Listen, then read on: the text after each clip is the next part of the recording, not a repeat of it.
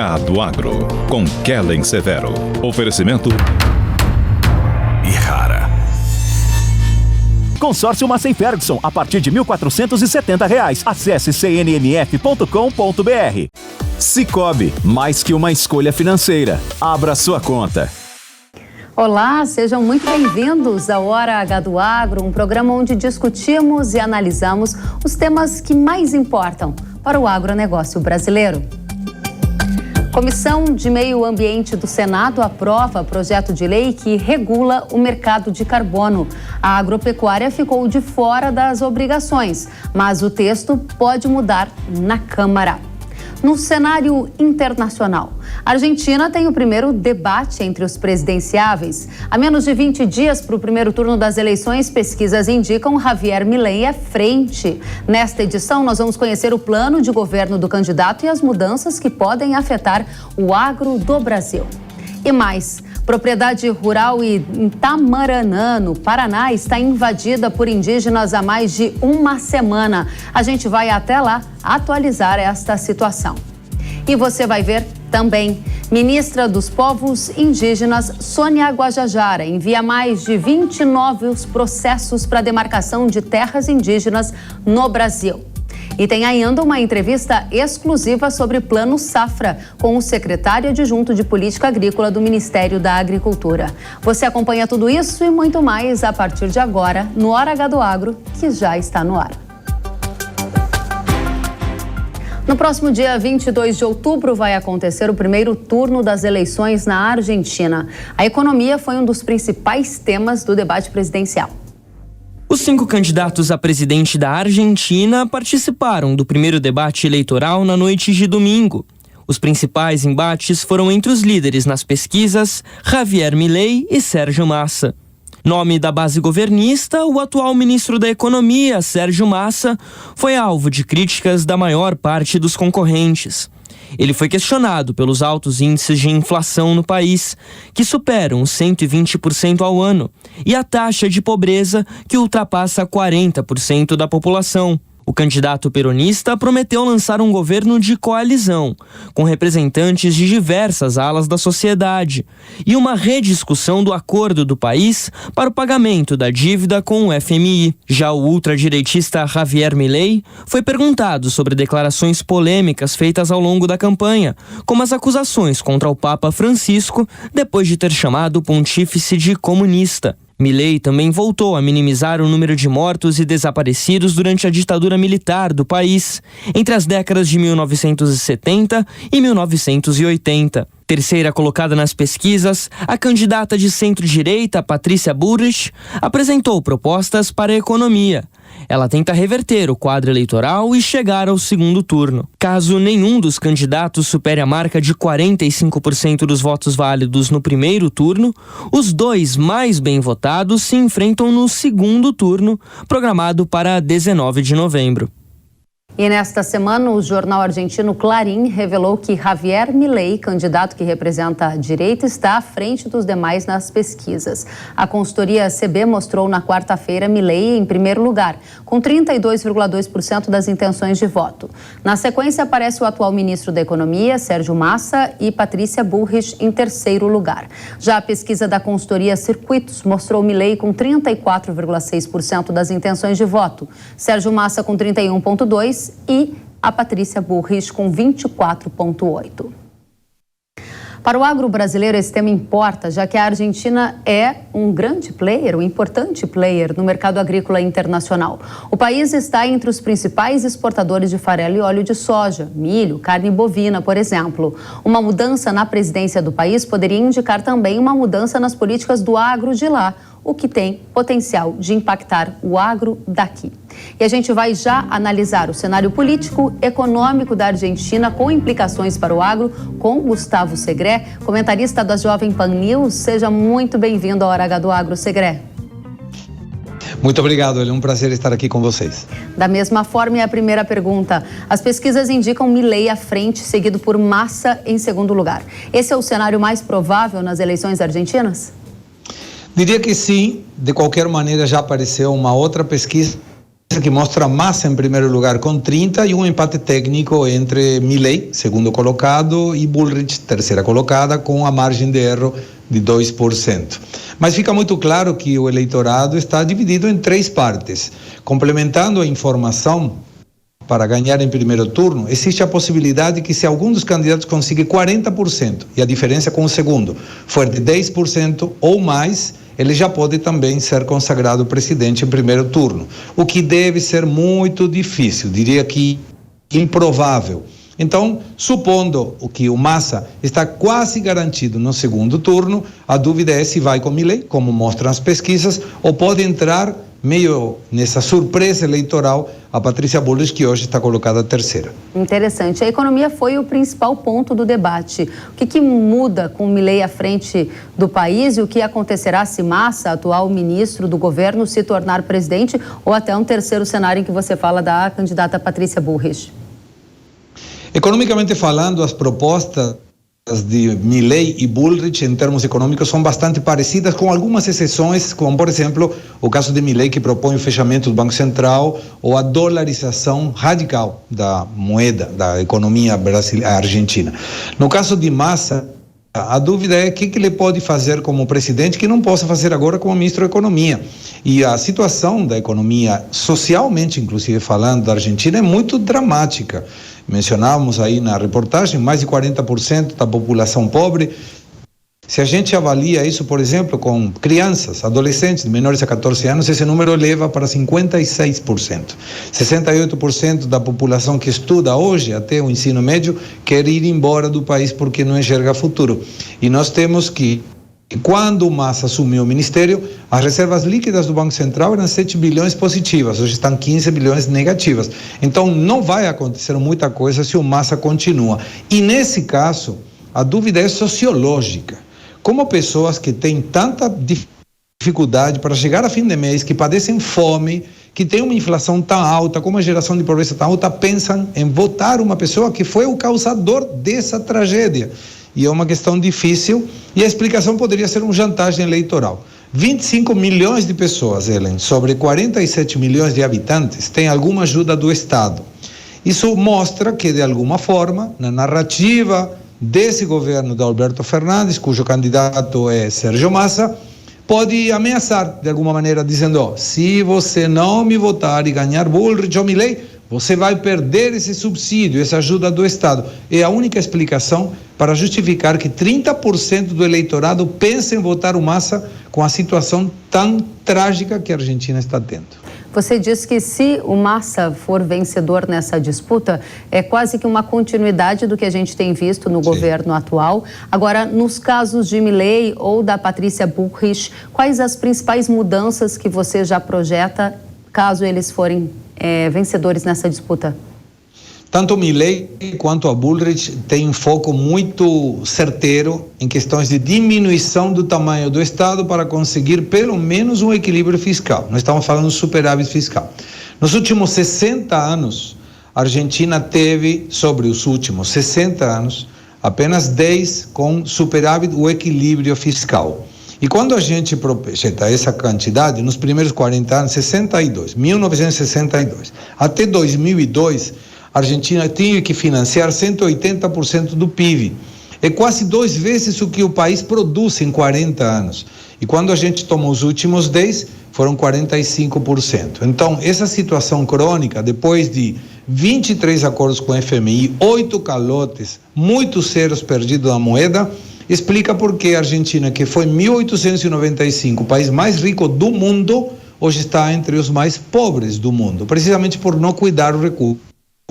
E o Massa não está preocupado com esse equilíbrio fiscal. Milei e Bullrich, sim. Outra questão de diferença é a cotação do dólar. Hoje você tem vários dólares na Argentina.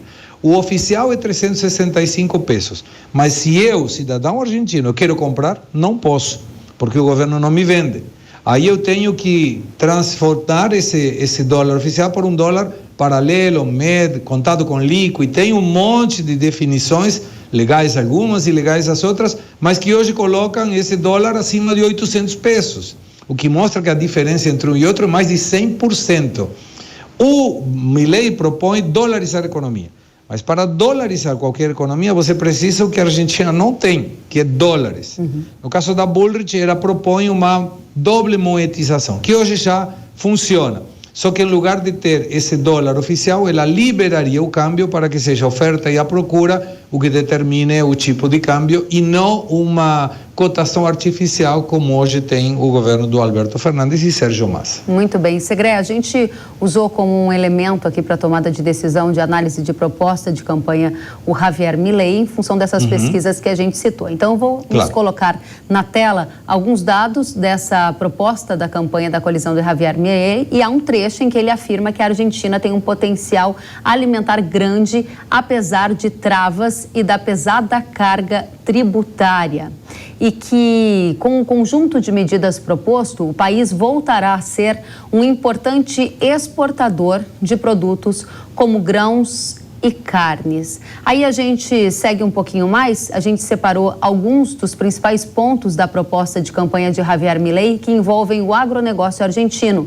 Entre as medidas estão a eliminação das taxas sobre exportações, as chamadas retenções, acabar com as tarifas de importação de insumos, realizar uma reforma trabalhista que tende à livre contratação e revogar a lei de terras para que qualquer pessoa, inclusive estrangeira, tenha livre acesso a este mercado e ainda assegurar a segurança no campo. A pergunta objetiva para você nessa terceira rodada é: os planos de Milei, eles miram um agronegócio argentino mais competitivo. Isso tem potencial de sair do papel? Se sim, quais os riscos ao agro do Brasil? Aí tem aquela velha diferença entre a teoria e a prática. A teoria é fantástica, o que Milei propõe é maravilhoso, mas vou te dar um exemplo de por que não pode ser aplicado. Essas retenções às exportações hoje equivalem a 4,1% do déficit fiscal que hoje a Argentina tem, que está em menos de 2%, 1,9%. Isso quer dizer que se não tivesse essas retenções às exportações, e não é somente do agro, tem um monte de produtos industriais que também pagam, isso geraria um déficit maior. Estamos falando de equilibrar pelo menos o déficit fiscal. Então, em curto prazo, isso não seria possível. A outra questão seria sobre a reforma trabalhista, a reforma sindical. Maravilhosa, o que todos esperamos. A lei trabalhista da Argentina vem de 1976, ficou muito obsoleta. Mas o problema é que para isso você precisa ter Congresso a favor. E se Milei faz uma enorme eleição, fantástica eleição, ele vai ter 8, 10 senadores sobre 72 e 30 a 35 deputados sobre 257. Não tem sequer a primeira minoria. Muito mais grave, então, para conseguir qualquer alteração na lei. Então, ele vai ter que assumir e fazer acordos com quem hoje ele detona, dizendo que é a casta política, e ele vai ser o presidente da casta política, ou nenhuma dessas propostas vai passar pelo Congresso. O que já aconteceu quando o Macri foi presidente. Ele também tentou, mas na época, no Senado, a maioria absoluta era do peronismo, e nenhuma das reformas passaram pelo Congresso. Muito interessante. Agora, Milei já disse que não manteria parcerias também com a China e que ele poderia retirar a Argentina do Mercosul. O que você espera da atuação dele na política internacional caso ele venha a vencer essa eleição? De novo, é a diferença entre a teoria e a prática. Eu conheço Milei pessoalmente, temos debatido inclusive em programas de televisão quando ele queria fechar o Banco Central e eu era contra essa proposta. Mas no caso especificamente não é somente China, ele falou que o Lula era um presidente comunista e que ele não ia fazer negócios com comunistas, então que a Argentina poderia sair do Mercosul. E aí volta a mesma questão. Parece meio reiterativo, mas é válido. O Milei não pode, na canetada, sair do Mercosul, para isso precisa o ok do Congresso, que ele não terá. E aí quando você observa vou romper relações com comunistas, então não vou fazer negócios com a China. A China é o principal cliente da Argentina e o Brasil também, os dois. E você nunca pode brigar nem com quem te compra, nem com quem te financia. Não dá para fazer isso. Então é uma questão onde, na teoria, no discurso, na campanha, pode ser atrativo para o eleitor, mas na prática ele vai ter muitas dificuldades. E aí onde eu acho que por um acaso, vamos supor, vai na segunda volta Milei e a Bullrich. O eleitor do Massa vai votar no Milei, mas não porque ele esteja concentrado e aprovando as propostas, porque ele aposta que Milei não dura mais de um ano no poder, porque não tem um apoio e vai precisar do peronismo para sentar e negociar. Em lugar de Centrão, na Argentina, o peronismo pode fazer a diferença entre sim e não no Congresso. Agora, dentro dessa perspectiva que você foi bastante crítico, dizendo que há uma diferença entre a teoria e a prática, o que o agronegócio do Brasil pode esperar? Porque muito tem se ventilado sobre as possibilidades de uma Argentina ficar mais competitiva no agronegócio, voltar a exportar mais e, eventualmente, incomodar o Brasil no cenário internacional. Você vê esse cenário em qual condição?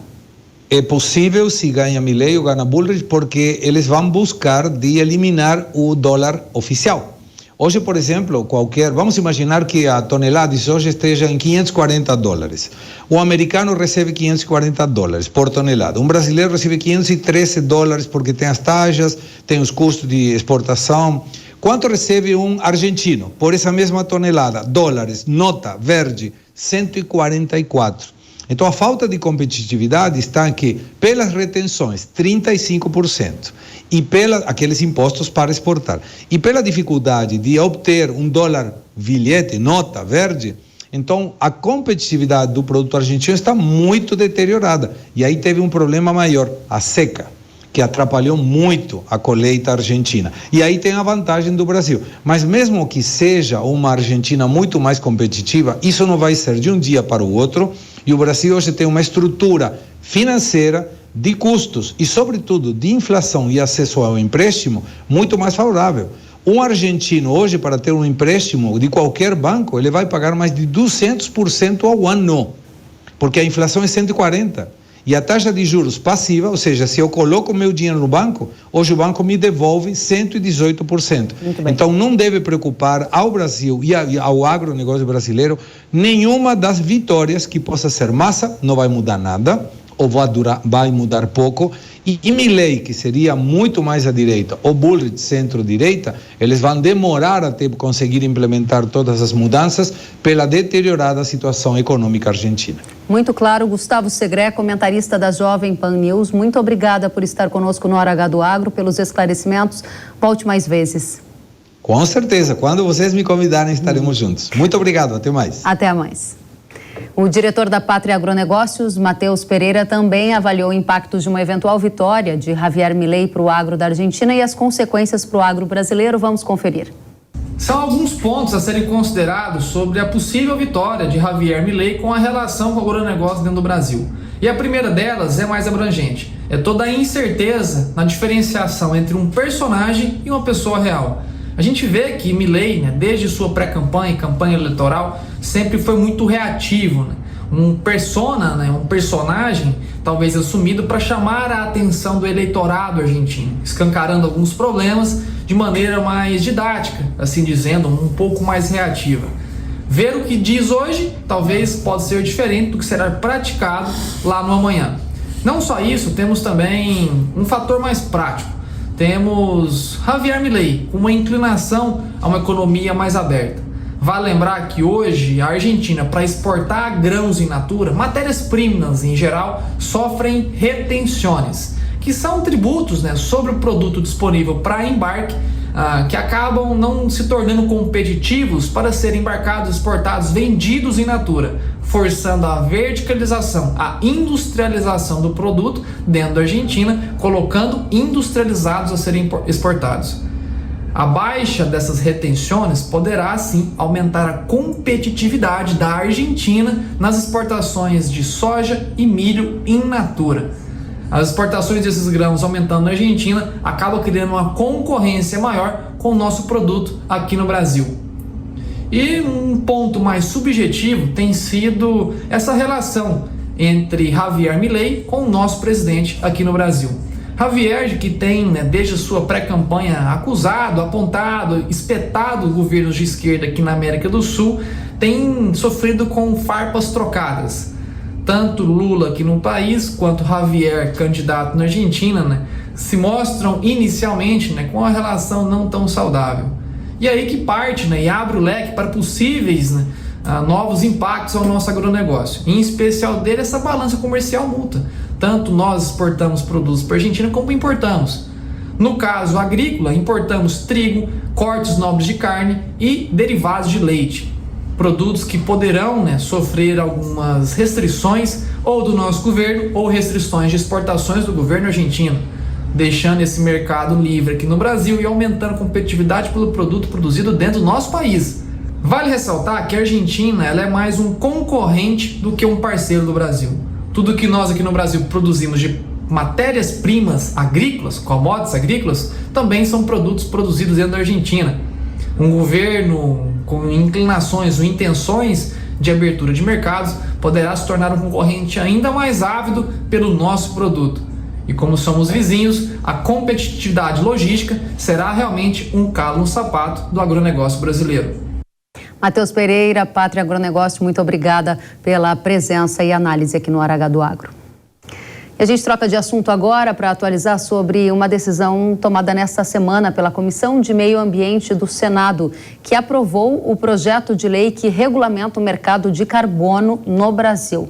Após a análise da medida ter sido adiada na semana passada, parlamentares do agro realizaram uma série de negociações com a relatora do projeto, a senadora Leila Barros, e conseguiram que alguns pontos no texto fossem ajustados. Vale lembrar que esse projeto de lei tramitou em caráter terminativo, ou seja, com a aprovação na Comissão de Meio Ambiente no Senado, a medida seguirá agora para a análise da Câmara dos Deputados. O projeto de lei do mercado de carbono estabelece que empresas que emitirem mais de 10 mil toneladas de CO2 por ano terão que anualmente apresentar a um órgão gestor um plano de monitoramento e relato de emissões e remoções destes gases. Já as empresas que emitirem mais de 25 mil toneladas de CO2 por ano terão regras mais rígidas em relação às emissões. Se ao final do período a empresa emitir mais do que o estipulado, ela terá que comprar o crédito de carbono de outra empresa. O projeto também estabelece a possibilidade de receita a partir da venda de créditos de carbono, assim como penalidades para quem não seguir as regras. Entre as penalidades estão advertência, multa, embargo, suspensão parcial ou total de atividade, perda ou suspensão em participação de linhas de financiamento, entre outros. O coordenador do Laboratório de Bioeconomia da FGV, Daniel Vargas, explica como o mercado de carbono vai funcionar no Brasil. Vamos conferir. Esse PL cria o Sistema Brasileiro de Comércio de Emissões, que na prática é um instrumento regulatório que o país deverá utilizar para acelerar o cumprimento das exigências internacionais de redução dos gases de efeito estufa na economia brasileira. O regime, o corpo do mercado de carbono no Brasil, deve ser entendido do seguinte modo. Primeiro, o país estabelece um teto, uma meta nacional de redução das suas emissões de gases de efeito estufa. Essa meta, por sua vez, é então distribuída em um conjunto de cotas, que serão, por sua vez, repassadas para as empresas reguladas.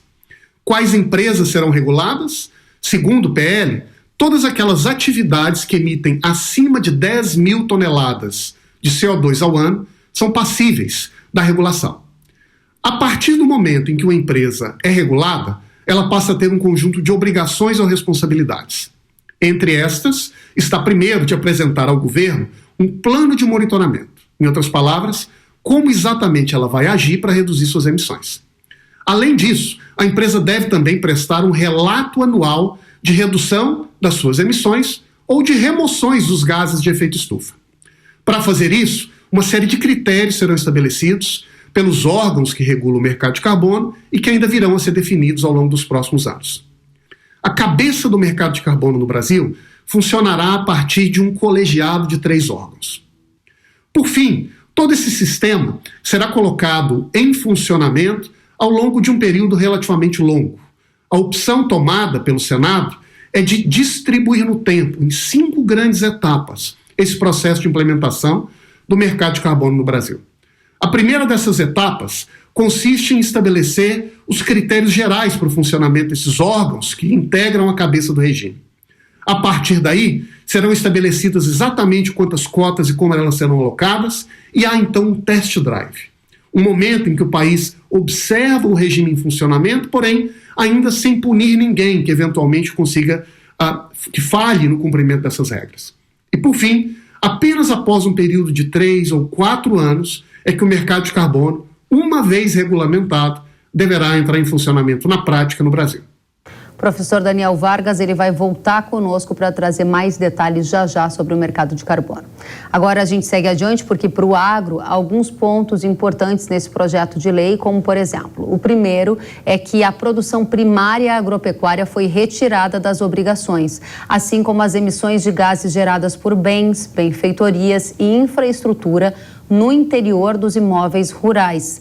Também não entrarão na regra as emissões indiretas geradas na produção de insumos ou de matérias-primas agropecuárias. O projeto de lei também prevê a recomposição de áreas de preservação permanente, de reserva legal ou de uso restrito. Elas vão poder gerar créditos de carbono, de acordo com este texto aprovado no Senado.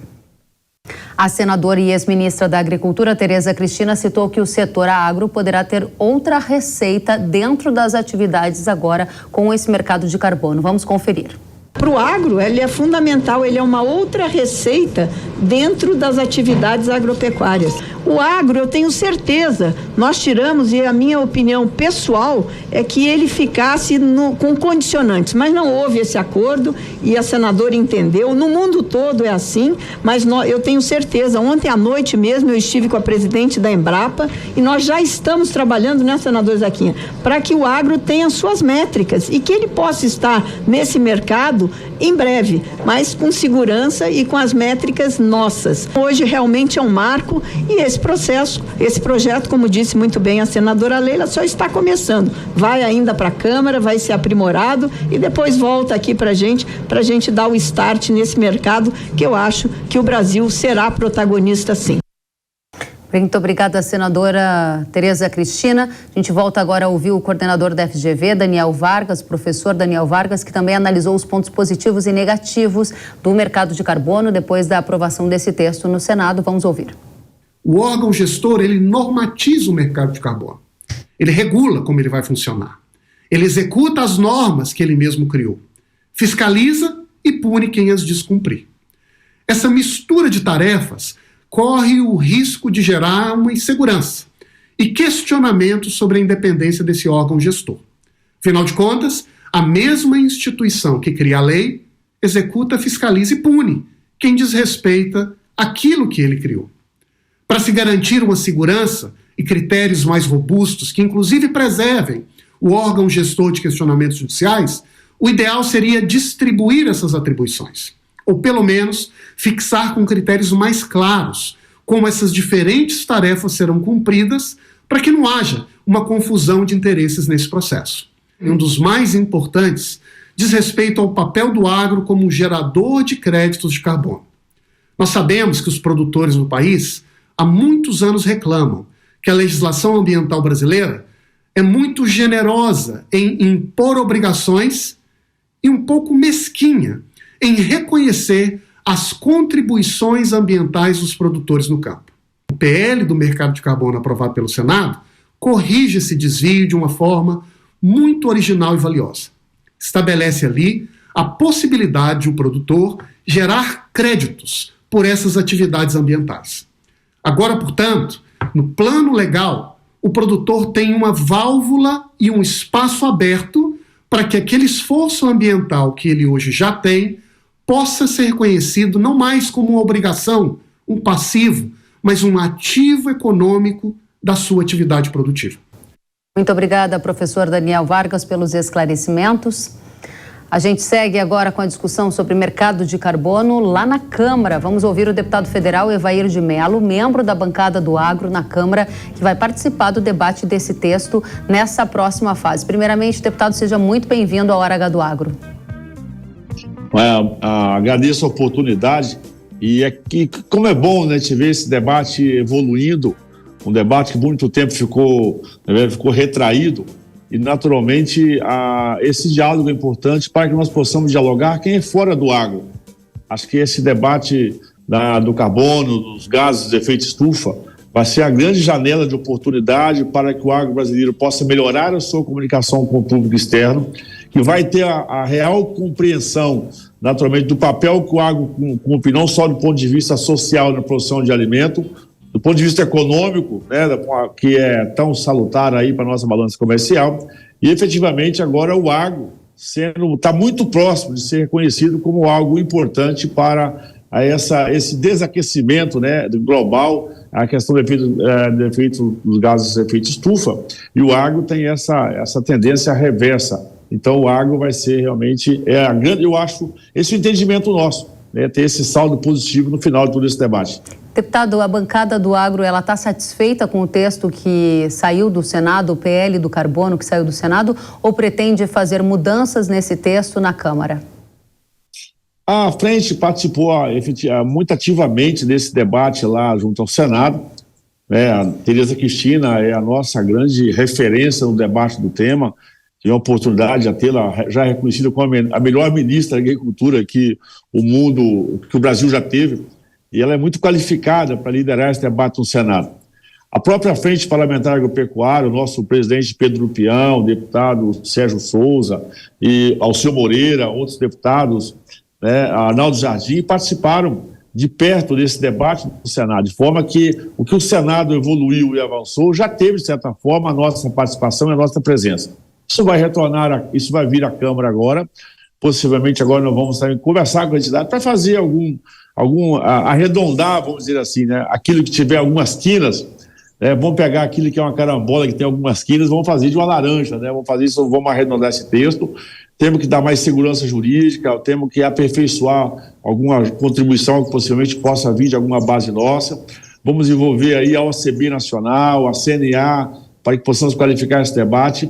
Quanto a essa coisa da retirada da atividade primária, acho que é um avanço importante. O agro precisa de ter um debate à parte, porque ele, na verdade, ele é um gerador de crédito.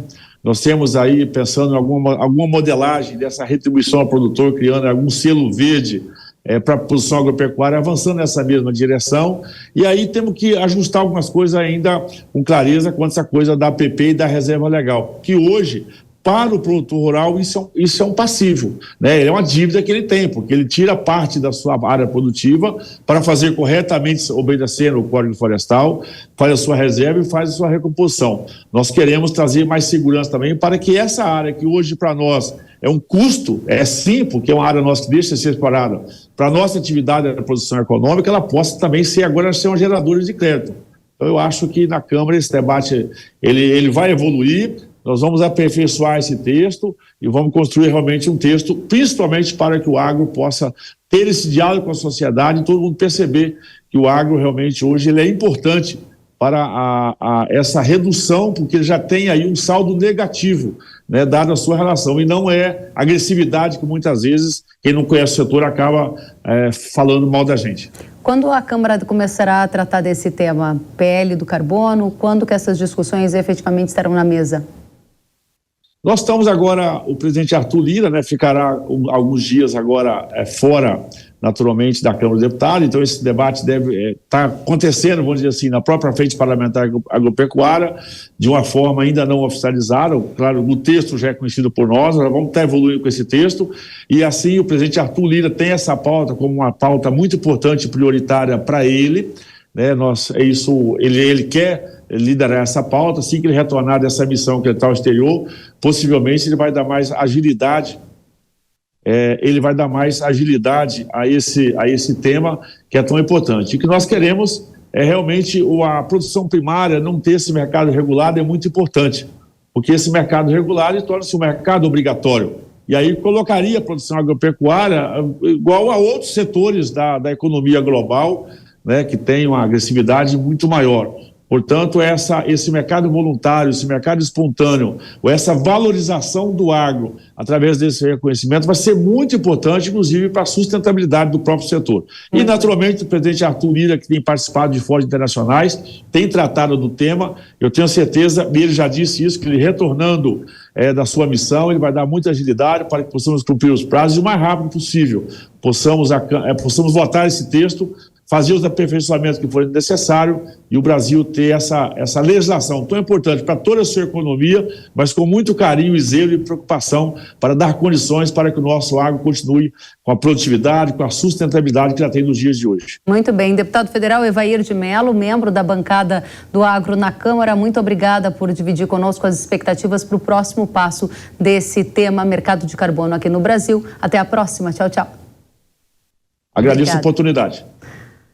Obrigada ao deputado. E você aí de casa que nos assiste ou que nos ouve, quer receber mais notícias do Brasil e do mundo que impactam o agronegócio e quem sabe então receber direto no seu WhatsApp? Então mande uma mensagem para nós. Diariamente a gente envia as principais notícias do dia, análises e muito mais no seu celular. É só adicionar na agenda o número 11 940 44 5422. 11 940 44 54 22. A gente espera a sua mensagem para ficarmos ainda mais conectados. E nós vamos agora para um rápido intervalo e na volta você vai ver. No Paraná, invasão de fazenda por indígenas completa uma semana. Vamos atualizar o caso e trazer mais informações. E também a seguir uma entrevista exclusiva com o governo sobre Plano Safra. A gente volta já já, eu espero você.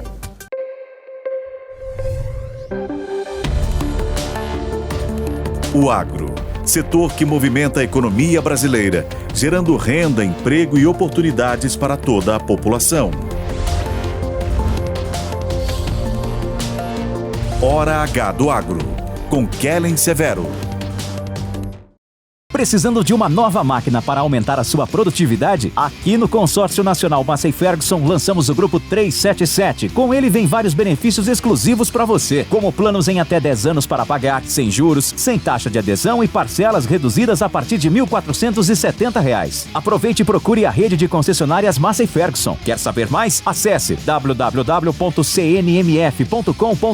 ou entre em contato pelo WhatsApp 11 9 3016 0316.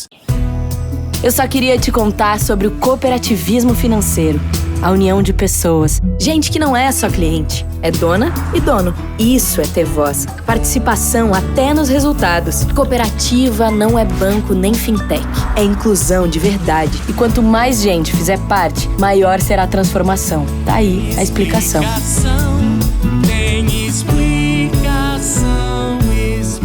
Mais que uma escolha financeira. Cicobi. Sabia que o Brasil é um dos maiores produtores de soja e milho no mundo? Esse mercado movimenta mais de 70 bilhões de dólares anualmente e tem muitas oportunidades. Com o curso de comercialização de soja e milho da NIL, você aprende a negociar preços em bolsas internacionais e proteger seu capital. O professor João Birkan tem mais de 60 anos de experiência e vai te ensinar como ganhar dinheiro no agronegócio. Garantir uma taxa melhor do dólar para daqui a 12 meses. Esse curso é ideal para você que quer trabalhar com trading de soja e milho no mercado financeiro e para você que é produtor e quer potencializar os lucros com sua safra. Ingresse no setor que mais cresce no Brasil. Acesse newcursos.com.br e inscreva-se.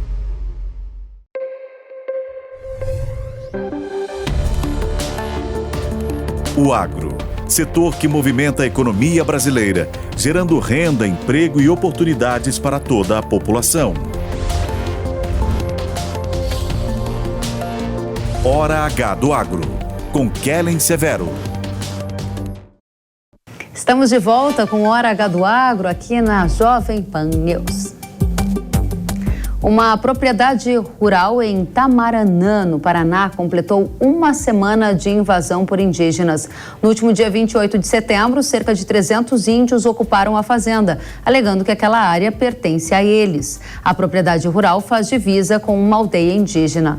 O proprietário do imóvel informou ao Hora H do Agro que já entrou com pedido de reintegração de posse e aguarda a decisão da Justiça. Ele revela ainda que possui a escritura da área, mais de 60 anos e que devido à invasão dos indígenas não é possível realizar o início do plantio da soja na propriedade. A gente vai agora conversar com o Tenente-Coronel Marcos Tordoro, comandante do 5º Batalhão da Polícia Militar, que atendeu essa ocorrência e está por dentro da situação. Coronel, os índios seguem na área invadida? Quantos deles estão no local e como é que está o clima aí na fazenda? Sim, nós tivemos no dia da invasão, ali pessoalmente fazendo a intermediação entre o povo indígena e as pessoas que moravam na fazenda, 2 famílias que residiam e ainda estão naquela propriedade. Nós conseguimos, naquele momento, apaziguar os ânimos e para que o povo indígena, embora tivesse feito a invasão, continuasse lá, mas que não houvesse dano ao patrimônio, nem tampouco dano à integridade física das famílias que lá residiu e ainda estão no local. Nós, no dia, constatamos aproximadamente 300 indígenas. Esse número está variando bastante. Hoje, por exemplo, pela manhã, haviam poucos indígenas na fazenda. Eles tinham algumas barracas montadas naqueles primeiros dias. Hoje, o que nós constatamos lá são muito mais barracas montadas por toda a extensão ali da sede e próximo às casas dos caseiros. No momento, segue tranquila a situação ali. Nós estamos monitorando com as viaturas da Patrulha Rural a região, as imediações, em contato com o proprietário e também, em alguns momentos, em contato com o representante da FUNAI, aqui na região norte do Paraná, ali no município de Itamarã. O que o senhor está nos dizendo é que, neste momento, a propriedade segue com a presença de indígenas, mas também segue com as famílias que já residiam na propriedade, ainda que hajam essas duas presenças distintas, com interesses distintos, o ambiente é pacífico. Assim, numa análise superficial, está pacífico, na medida do possível. Os indígenas estão ocupando a propriedade e as famílias que residiam ainda estão nas casas que ocupavam.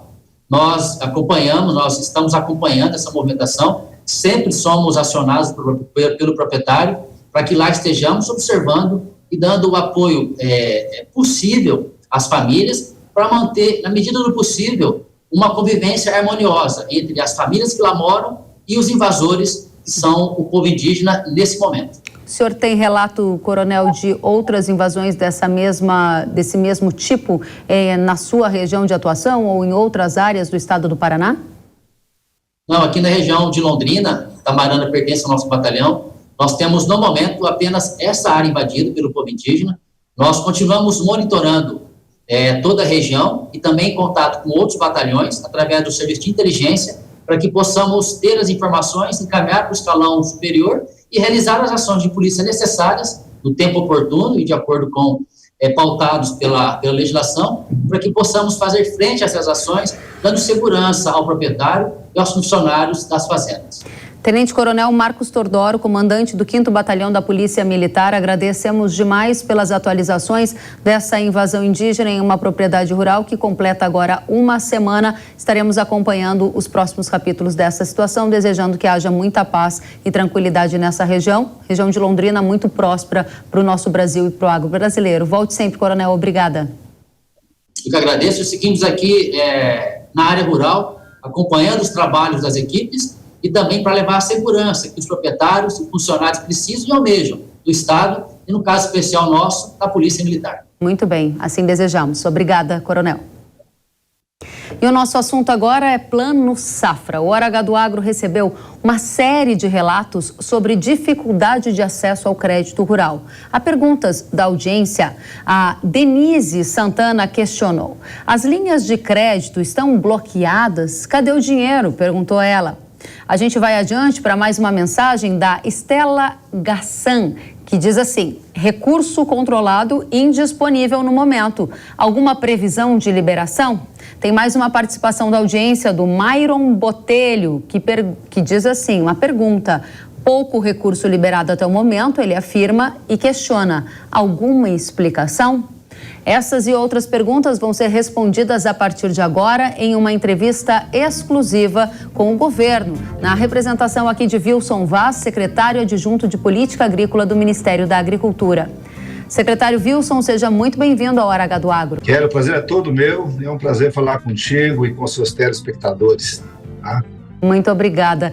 Secretária, a primeira pergunta vem da audiência e diz assim: cadê o dinheiro do Plano Safra? Os recursos estão realmente sendo liberados? Essa pergunta, ela vem ao encontro de várias que a gente recebeu que relatam dificuldade para acessar o recurso. O que está acontecendo, secretário? Na verdade, os recursos eles estão fluindo, tá? Como você bem sabe, tem aí 21 bancos que estão operando hoje com recursos equalizados. No passado tínhamos 5, depois 7, mas é um grande número de bancos. Então, pode ser que num determinado banco, no momento, esteja sem recurso, mas os outros bancos, eles têm disponibilidade em um ou outro programa e, às vezes, até em em todos os programas, sabe? Então, pode ser que não encontre, no momento, no Banco do Brasil, agora é o que está se comentando. É que, dado, né, o grande número de público, de produtores que o Banco do Brasil atende, a carteira dele é bem maior do que os outros agentes financeiros, então, quando falta ali no banco, realmente dá essa repercussão. Nós estamos monitorando isso, estamos acompanhando, estamos vendo, como é que se diz, olhando quais os bancos que estão com recursos que não estão sendo liberados no momento oportuno, e vamos ver, né, o movimento que a gente pode ser feito. Mas, por hora, do recurso do Plano Safra, foram usados apenas 32%. Então, o senhor está dizendo que tem recurso. A Camila Ferreira, que também nos assiste, ela pergunta assim, sobre a liberação parcelada do custeio. Por que essa prática está sendo adotada nesta safra? Eu acrescento ainda, secretário, que muita gente escreveu dizendo que isso tem dificultado o acesso e está gerando demoras acima de 2 meses. Isso ficou, a gente fez essa trimestralidade, né, porque os bancos... até por uma questão de programação, eles tiveram esse ano, diferentemente dos outros, que encaminharam a sua previsão trimestral de aplicação de recursos. E essas previsões, né, em um ou outro banco, não ficaram muito aderentes à demanda dos produtores no momento. Então, tivemos dificuldade com o BNDES, algumas linhas logo no primeiro mês. Então, o que acontece? Nós tiramos essa trimestralidade e soltamos uma regra de que, à medida que a demanda vai acontecendo, os bancos podem antecipar recursos de todos os trimestres que estavam previstos pela frente. Então, com isso, né, é de se esperar que a liberação, contratação e liberação de crédito, ela passe a se dar de uma forma contínua à medida que a demanda vai acontecendo. Muito bem. Secretário, tem mais perguntas da audiência? A gente vai colocar na tela. Vamos à pergunta da Fazenda Frontel, que diz assim, qual o comparativo de valores liberados em 22 e 23 para o Plano Safra? E vamos à próxima pergunta, também da nossa audiência, do Danilo Zandonadi, que diz, qual é o valor em reais do Plano Safra 23-24 que já foi liberado? Responde para a gente, secretário. Então, o valor acumulado até setembro, julho, agosto, setembro, aí contabilizando tanto a agricultura familiar como a agricultura empresarial, médio produtor, soma entre custeio e investimento, e comercialização e industrialização, 147 bilhões. Tá? É 11% acima do que foi liberado em igual período do ano passado. Como eu já mencionei, corresponde a 32% dos recursos, né, que foram alocados no Plano Safra, ou seja, dos 435 bilhões de reais. Né? Então, de maneira que, comparativamente ao ano passado, nós estamos numa situação, em termos de volume liberado, bem maior. Esse volume liberado, secretário, ele está sendo pulverizado por vários agricultores ou ele está concentrado nas mãos de poucos? Porque eu fico tentando entender por que, de um lado, os relatos apontam dificuldade de acesso de crédito e, de outro lado, os números oficiais do governo apontam que o crédito está fluindo. Onde é que está o nó dessa questão? Ele não tem como ser concentrado. Por que não? Porque para todas as linhas, seja para pequeno produtor, para médio produtor, para grande produtor, você tem limites de crédito. Então, não tem como se concentrar num único produtor. Se nós formos na operação de custeio para grandes produtores, ele pode ter uma demanda de 50, de 10, 15, 20 milhões de reais para fazer a sua safra. Mas o limite que ele tem no crédito controlado são 3 milhões de reais. O médio produtor rural tem um limite de 1 milhão e 500 mil reais para custeio e o agricultor familiar é 250 mil. Então, de maneira que não tem como se concentrar. E não tem. O número de contratos está ligeiramente abaixo do ano passado, embora o valor esteja, né, acima. Mas não é concentrado. É porque, às vezes, no banco ao qual esse mutuário se dirigiu, ou até no município, naquele momento não encontrou disponibilidade de recursos. O que nós estamos dizendo é o seguinte, se no mesmo município tiver agências, né, outras agências que financiam o crédito rural, a exemplo da Caixa Econômica Federal, do Sicredi, do Bancob, né, o Banco do Brasil. Então, nós recomendamos que verifique junto a outros bancos também a disponibilidade dessa linha de financiamento. Muito bem. Porque, no geral, foram usados apenas 32% dos recursos do Plano Safra. O senhor falou em diminuição no número de contratos. A minha pergunta é, aumentaram as exigências e por isso está diminuindo o número de contratos? Porque tem menos gente conseguindo cumprir essas exigências e aí o crédito rural não flui? Não é bem isso. Talvez pode ter, assim, a gente está identificando, mas o ticket médio pode ter aumentado um pouco, né? Se você aumenta o ticket médio, diminui o número de contratos, tá? Agora, a informação que nós temos é que, se você pegar, só um pouquinho aqui, que é 2 já aqui no total, nós temos, por exemplo, o Pronaf, sim, o do Pronaf teve uma redução, né, em relação de 12%. Nós tivemos 507 mil operações, e agora estamos com 444 mil operações. Julho, agosto, setembro. Esse quadro pode mudar para frente, tá? O médio produtor rural, nós estamos com 82 mil contratos e grandes demais produtores, 90 mil contratos. Então, é um número relativamente um pouquinho menor do que o ano passado. Muito bem. Secretário, próxima pergunta para a gente responder ao máximo de pessoas possíveis.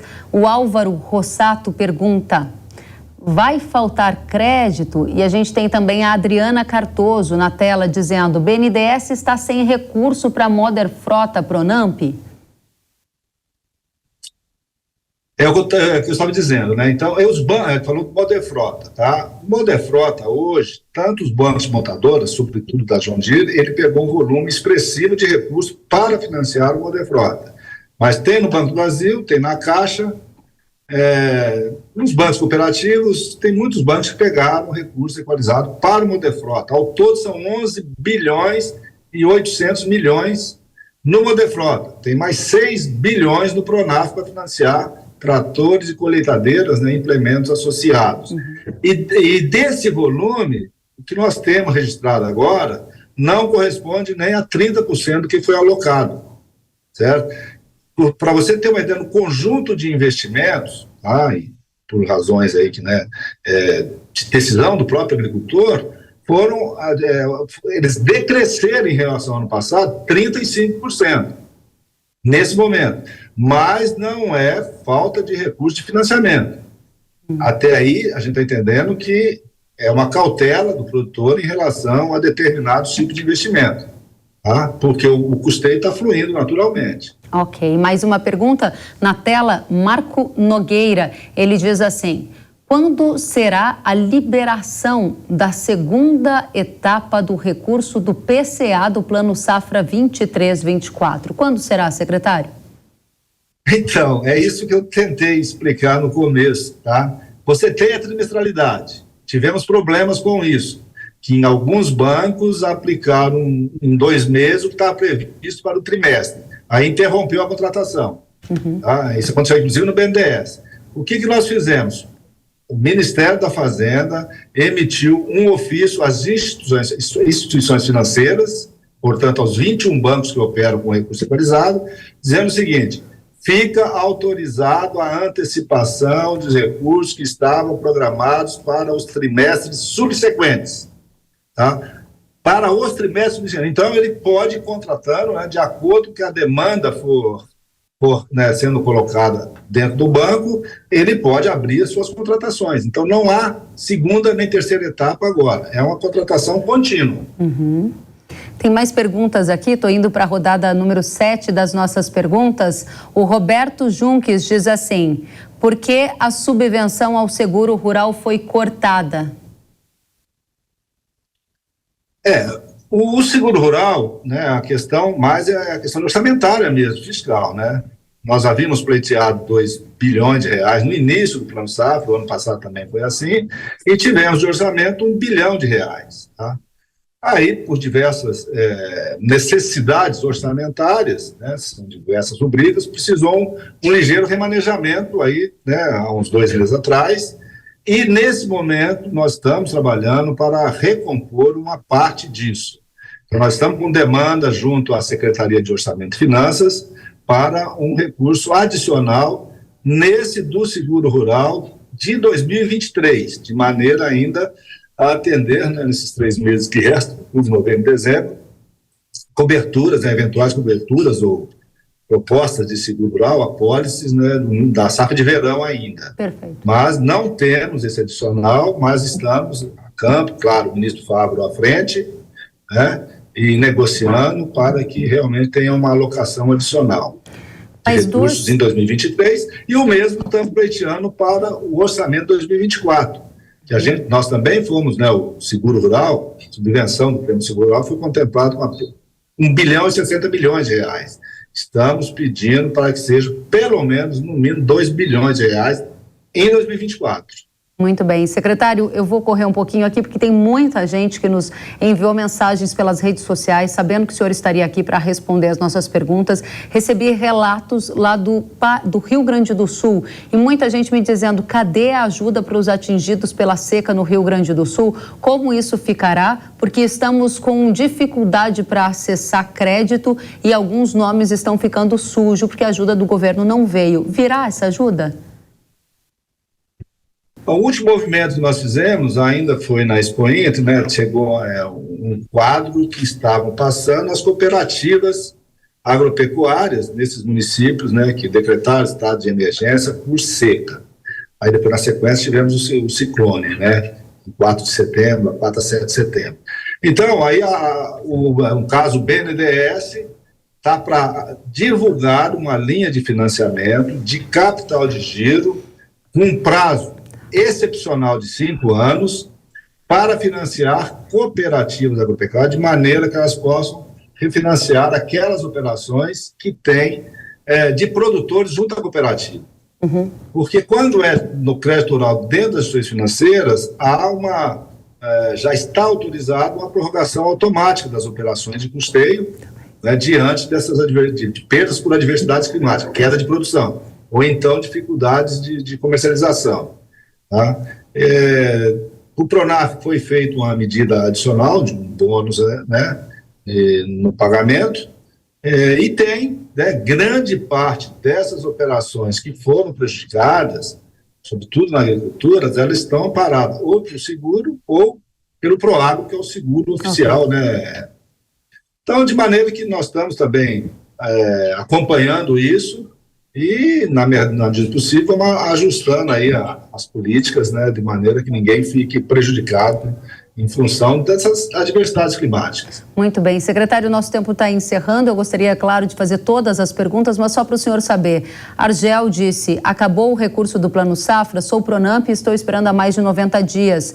A Mel disse, BNDES suspendeu as linhas do Banco do Brasil, tem previsão ou só em 23, 24? Mensagens recebidas agora, nesse início de outubro. Fale mais sobre o Plano Safra, pois no Banco do Brasil já houve cancelamento de várias linhas e ainda perguntas sobre a regulamentação daquela linha de crédito verde que diminuiria os juros. Se o senhor puder, em 30 segundinhos, dar um recado para a nossa audiência, uma resposta que sirva de alento. Bom, recursos, digamos, esgotamento de recursos, tá? A gente tem que caracterizar bem isso, porque o que está registrado no sistema de estatísticas do Banco Central, que é operações contratadas, liberadas, está muito aquém, né, do que algumas instituições financeiras estão falando de esgotamento de recursos. Tá? A gente sabe que ocorre sim, em algumas linhas está acontecendo, mas no caso de custeio, onde porque você tem o recurso equalizado e você tem recurso de depósito à vista, que são exigibilidades, né, recursos obrigatórios para financiar custeio também. Então, tem também nós estamos acompanhando, monitorando, e onde houver recurso estancado, nós vamos fazer um movimento de maneira que flua nesse presente e atenda às necessidades, né, que estão sendo registradas. Ok, muito obrigada. E no Plano Safra está aí, o que o governo se comprometeu, né, 435 bilhões de reais, nós esperamos que ele vá até o fim, né, e seja atendido na sua plenitude. Os recursos equalizados não tem por que não ser, já está comprometido, inclusive, o orçamento do Tesouro para isso. E a regulamentação do desconto de 0,5% deve estar saindo agora nos próximos, se não, um pedaço está saindo agora nesse mês, e aí no princípio de dezembro a gente deve estar regulamentando o outro 0,5%. Excelente. Wilson Vaz, secretário adjunto de Política Agrícola do Ministério da Agricultura, obrigada por responder a tantas perguntas da nossa audiência. Volte mais vezes, porque tem muito mais perguntas para serem respondidas. Obrigada pelos esforços para estar conosco.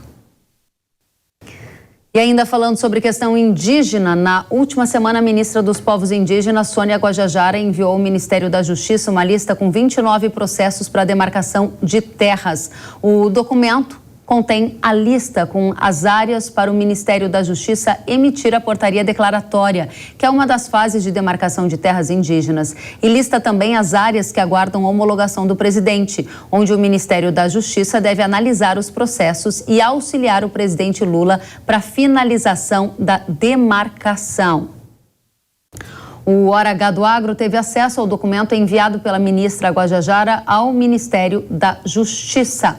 Nesta tela, que você acompanha pela TV, dá para conferir a lista das áreas que foram enviadas ao Ministério da Justiça para a edição de portaria declaratória. Começando pelo Norte e Nordeste, que inclui cidades como Santarém, no Pará, cidades da Bahia e também do Maranhão. Já nas outras regiões do país, estão na lista de cidades Mato Grosso, como Brasnorte, e Nova Lacerda, no Sul, Faxinalzinho, entre outras. O documento também revela as áreas prontas para homologação, ou seja, as que estariam em fase final de demarcação.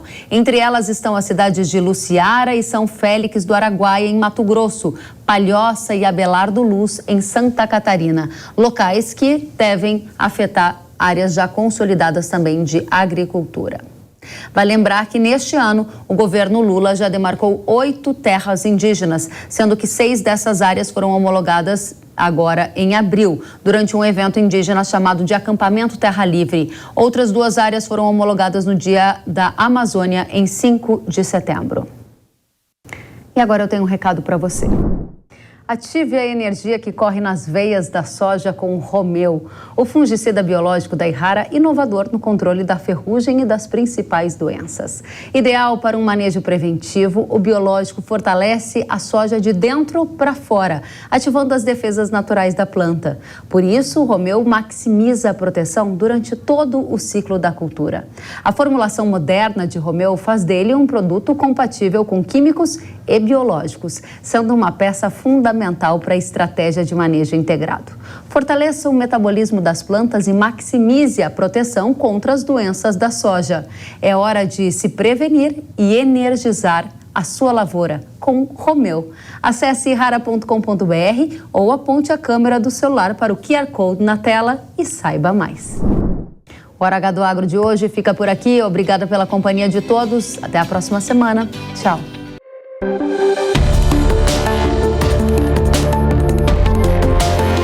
Hora H do Agro, com Kellen Severo. Oferecimento Yara.